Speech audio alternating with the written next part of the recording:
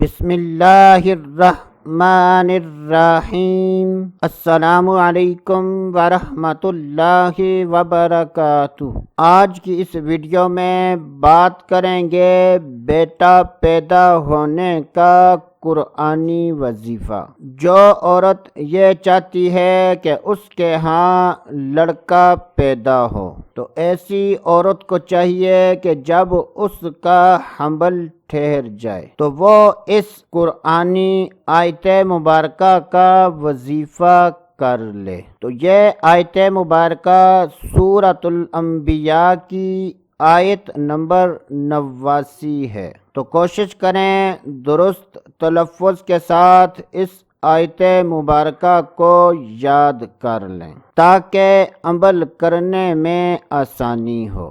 یہ عمل پابندی کے ساتھ کرنا ضروری نہیں ہے بلکہ وقتاً فوقتاً جب بھی نماز کے بعد وقت ملے تو یہ وظیفہ کر لیں۔ تو اس آیت مبارکہ کو 100 مرتبہ پڑھنا ہے۔ یہ بہت ہی مختصر اور آسان آیت ہے۔ تو اللہ تبارک و تعالی پر یقین کامل رکھتے ہوئے جب بھی موقع ملے نماز کے بعد اس آیت مبارکہ کو 100 مرتبہ پڑھ لیں۔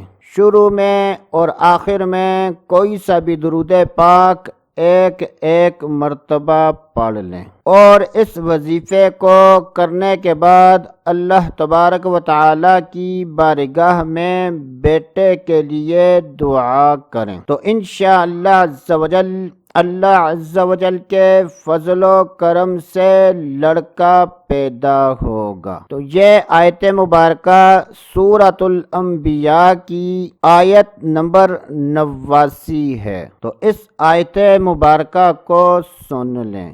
رب لا تذرنی فردا وانت خیر الوارثین۔ رب لا تذرنی فردا وانت خیر الوارثین۔ ایک مرتبہ پھر سن لیں۔